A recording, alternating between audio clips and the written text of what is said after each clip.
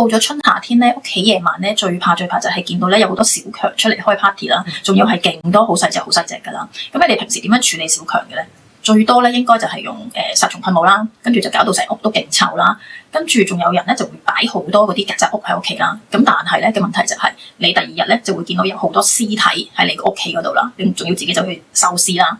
咁因為我哋都曾經受過呢啲問題困擾啦，咁所以 Lily 咧就諗咗呢個配方出嚟咧，最後咧就係好意料之外地咧係非常之有用嘅。咁呢支咧就叫做 Buds Away 啦，驅蚊蟲小強精油，咁係15ml 嚟嘅，全天然啦，香氣非常之清香嘅，完全唔似傳統嘅一啲驅蟲啊嗰啲咁攻鼻咯。咁佢可以有效地驅趕蚊啦、蟻啦、跳蚤啦、同埋曱甴嘅。咁仲有咧就係抗菌啦、除臭啦、去噏味嘅。重點咧就係佢係驅趕咯，唔係殺死咯。咁所以咧就唔會係周地都有屍體啦，係咪？咁咧8個精油現一啦，咁有薰衣草啦、茶樹啦、天竺葵啦、尤加利啦、薄荷啦、雪松啦、廣藿香啦同埋香茅嘅。